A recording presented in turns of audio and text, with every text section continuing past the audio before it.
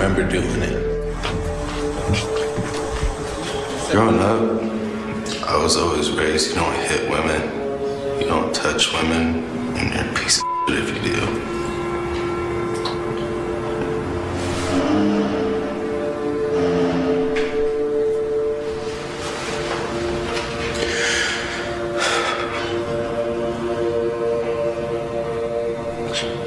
And it hurts knowing that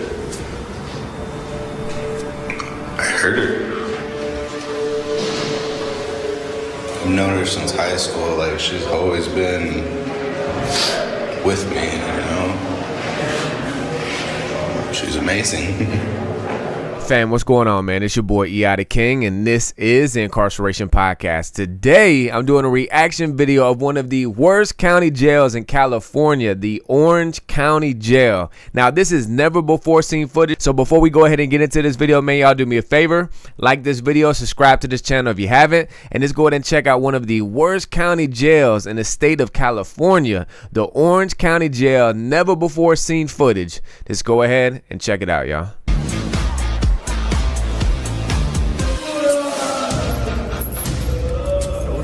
That way. Shut up. I need some water. I really need some water. Take off sheep's socks, use your hands.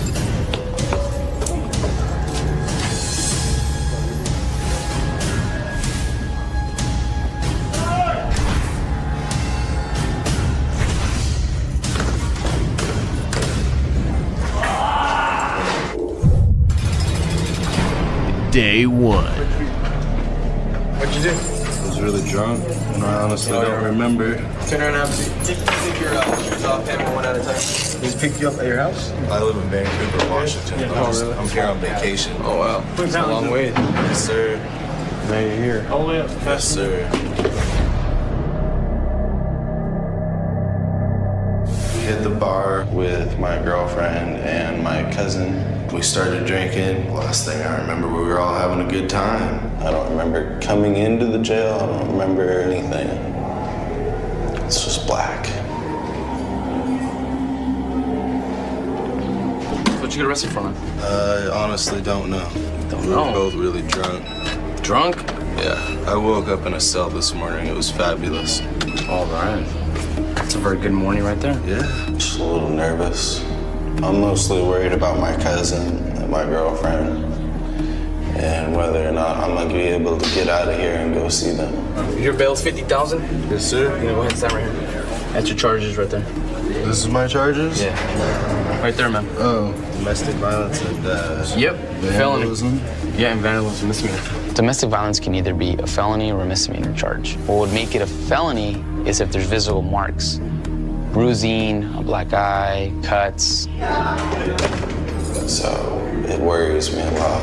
And I don't remember the night, so I don't know what happened. And it sucks.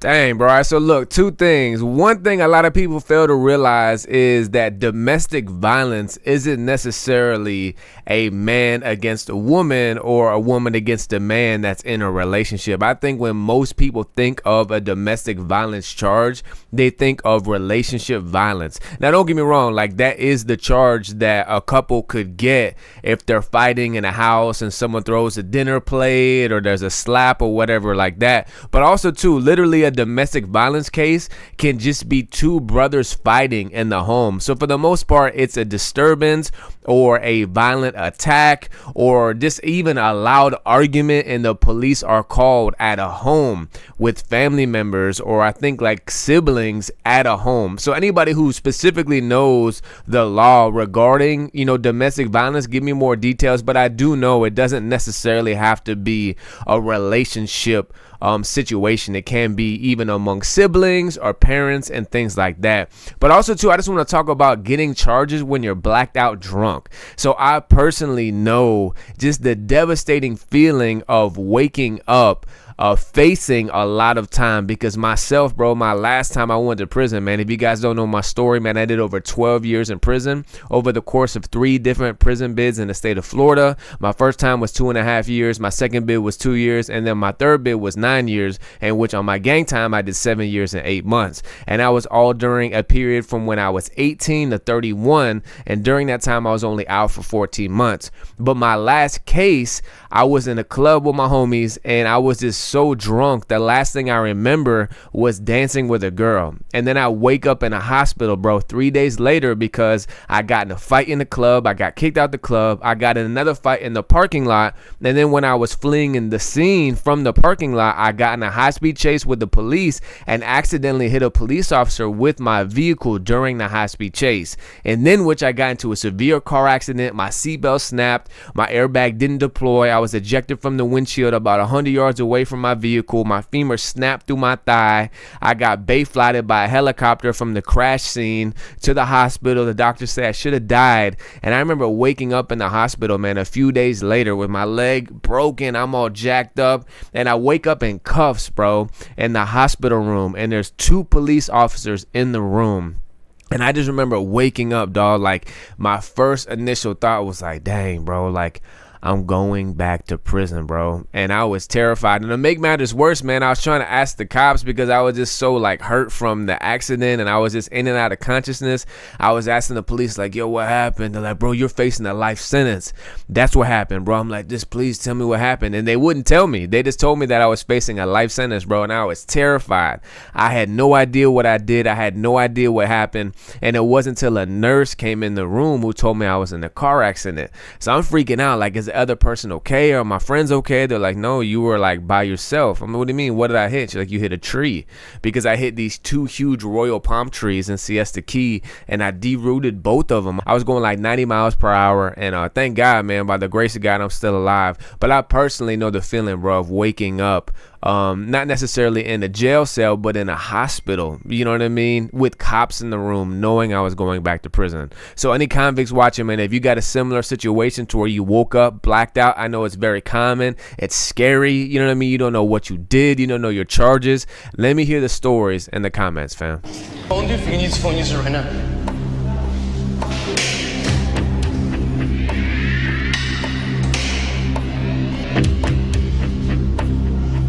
Hello? Hello? Yeah. Hi, Mom. Yeah, in Orange County jail right now. I got arrested yesterday. I still haven't heard anything on my court date. I don't know what time it is. All I know is it's supposed to be tomorrow. Have you talked to anybody? And my mom told me that I got into a fight with my cousin. I punched a light on a wall. I didn't even know that I had gotten into a fight or that my cousin got hurt. I didn't know any of that until I talked to my mom. I need them at my court date. It's the only way I can have a chance of getting this dropped. I love you. I really need you to get a hold of them. I'll see you soon. All right.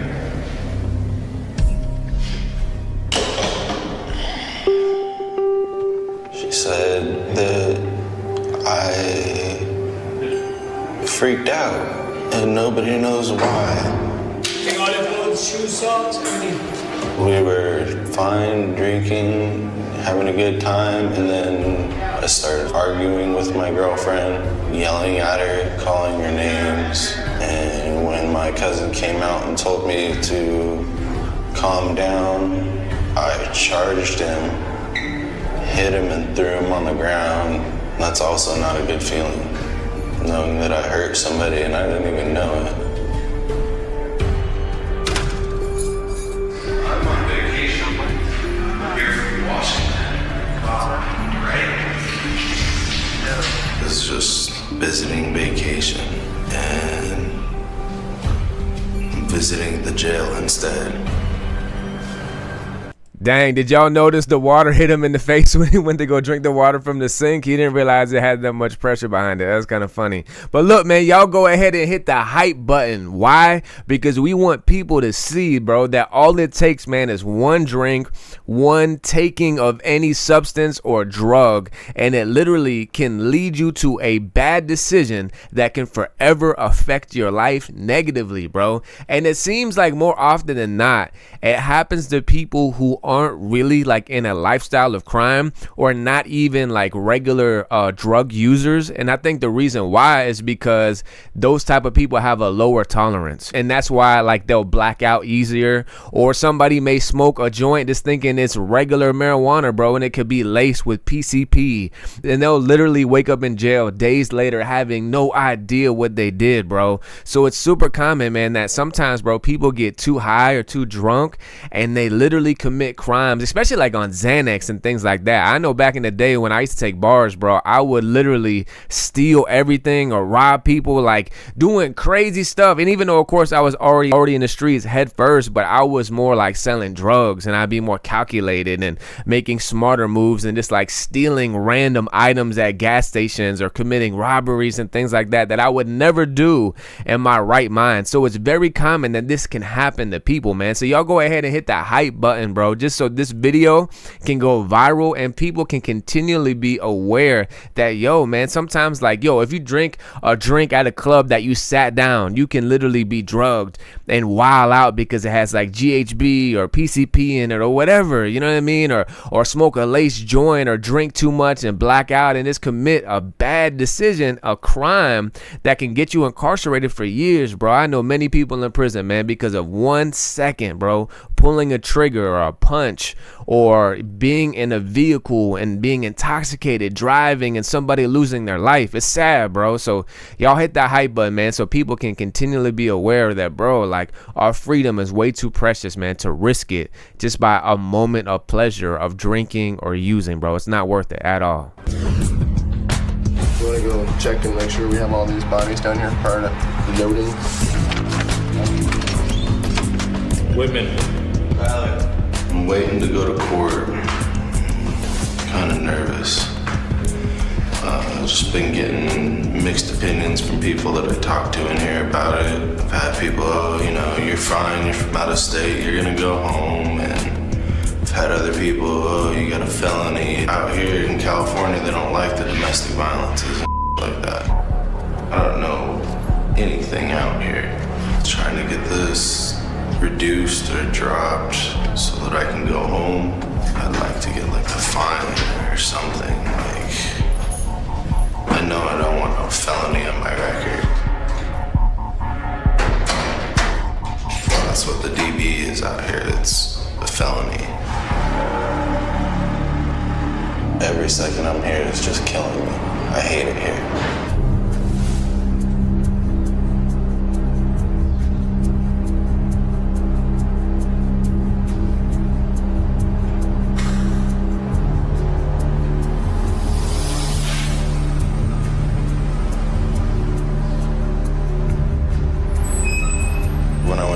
They read out what had happened. Pretty much my jaw just dropped. I found out that my domestic violence isn't against me and my cousin. It's on my girlfriend and me.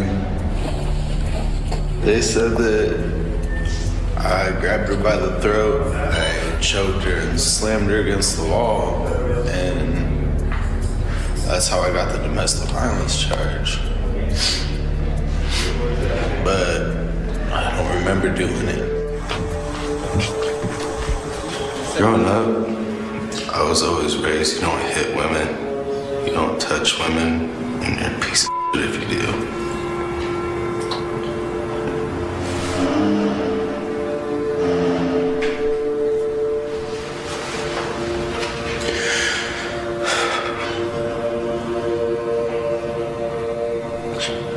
And it hurts knowing that I hurt her. I've known her since high school, like she's always been with me, you know? She's amazing. I'm worried that she's not gonna talk to me when I get out of here. Cause she's really everything to me. If I don't have her, then I might as well just stay in here. Cause it don't matter. It don't matter at all.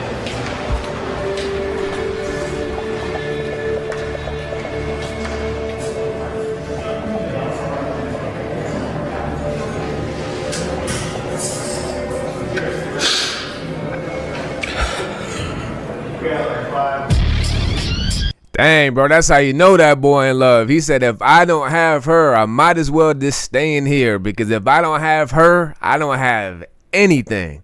Dang, now that's a statement, bro.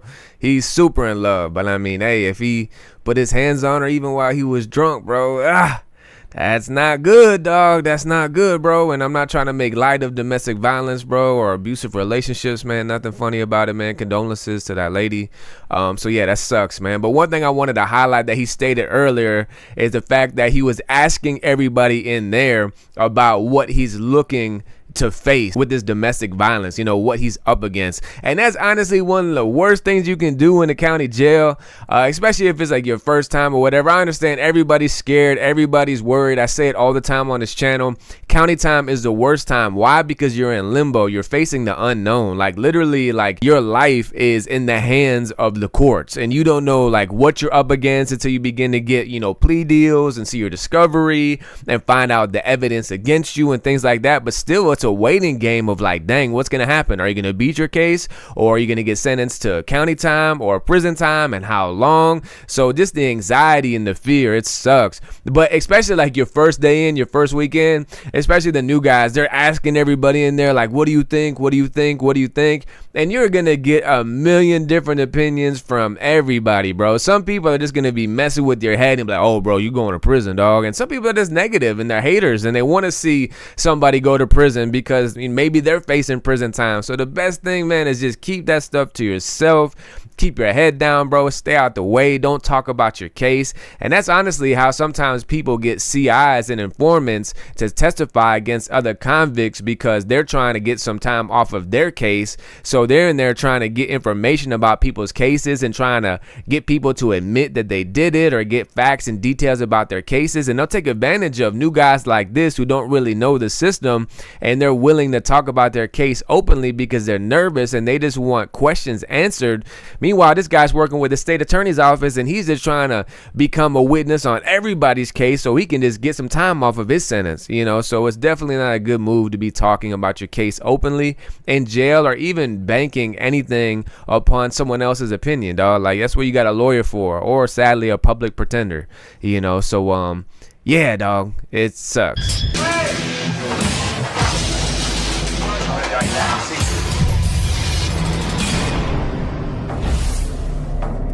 Today is Thursday, and I was gonna fly home Sunday. It sucks. I'm ready to go home, for sure. Hello? Hi, Mom. Not good. I need you to get me the out of here. They're trying to give me 30 days and a bunch of fines and a bunch of classes. So I didn't take the deal. I got a court-appointed attorney, and I got my bail reduced to $10,000, so it's $1,000 to get me out.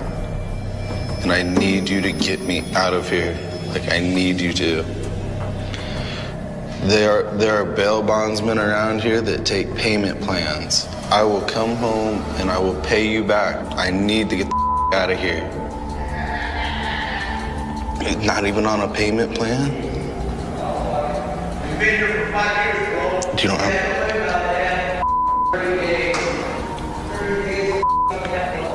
You don't understand what it's like here, Mom. You need to get me the out of here. Get me out of here.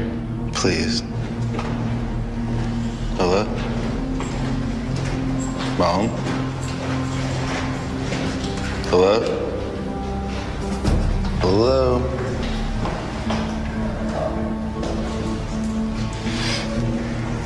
Hello? Mom?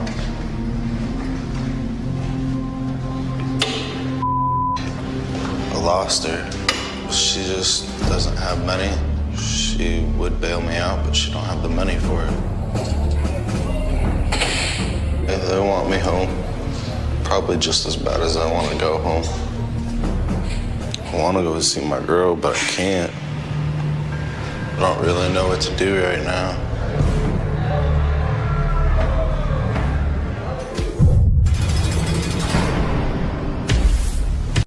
Dang, did the call disconnect or did his mom hang up? And of course, man, 30 days is nothing, man. But again, on the channel, bro, it's not a badge of honor all the years that some of us convicts did in prison.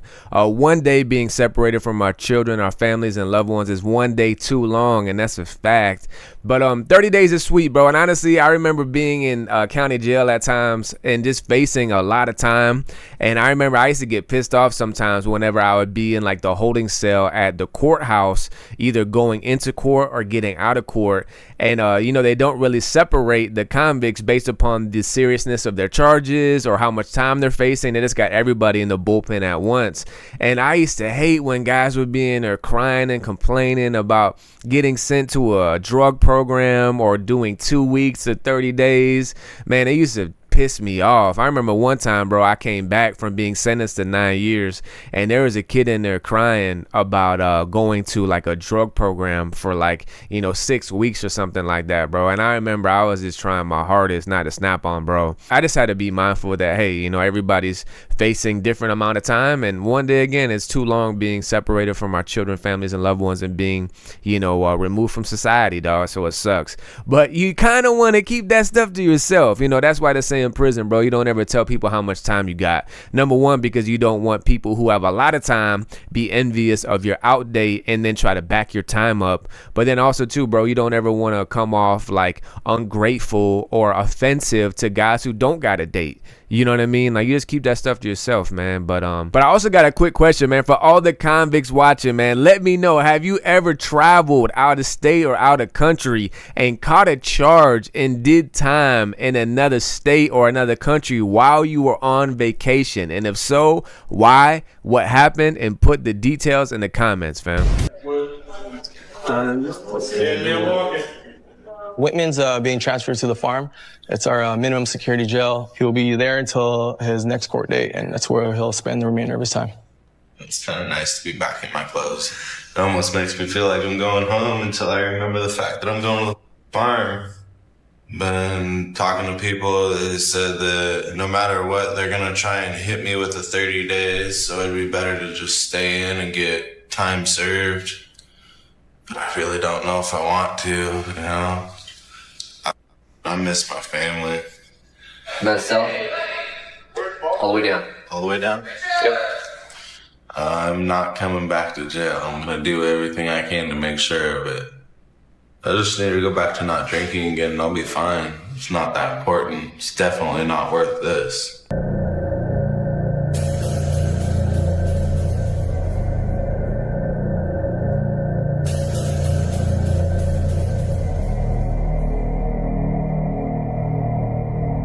Dang, bro, that's crazy. 3 years probation for the vandalism? That's insane. But hey, he ducked the domestic violence charge because his girl didn't show up to court. But 3 years on papers for vandalism is crazy, dog. He shouldn't even copped out to that.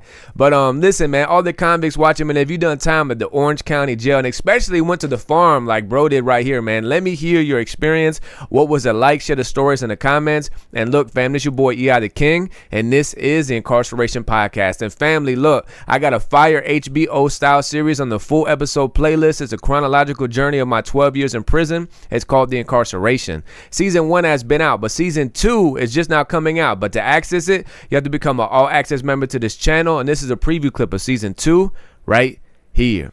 And a lot of times it's not one-on-one. It's a lot of people getting jumped, a lot of 2-on-2s or 3s-on-5s all day, every day. No exaggeration. When the police see the fighting, majority of the time, they won't even break it up, won't even look, won't even lock down the dorm, just put a blind eye to it and keep on going. Non-stop chaos all day, every day. No exaggeration. Nothing but yelling, fighting, and occasionally stabbings. One thing I began to realize as well at JIT camp is that people had knives for sure, but they call them fence pokers. Little wire that people unravel off the fence posts. They sharpen it up on the floor and it becomes a knife. But they're small and they're really skinny. So even though they go in and out real quick and real fast and, will puncture people, it's not really deadly unless you hit somebody in the jugular or in the eye or something like that. Yeah.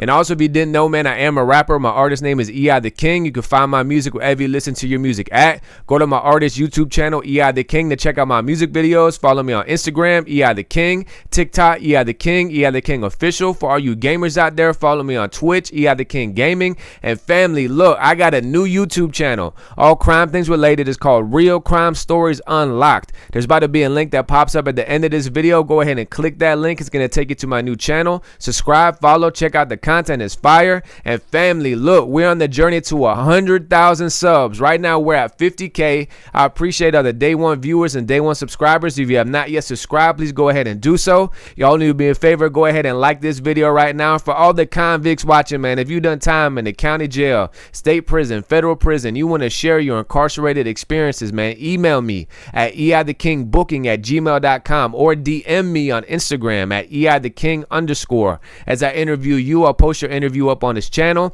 If you got a YouTube channel, social media, whatever you want to promote, I'll allow you to promote it throughout the video. And y'all stay tapped into more fire content to continue to come your way. It's your boy EI the King, and I'm out. Peace.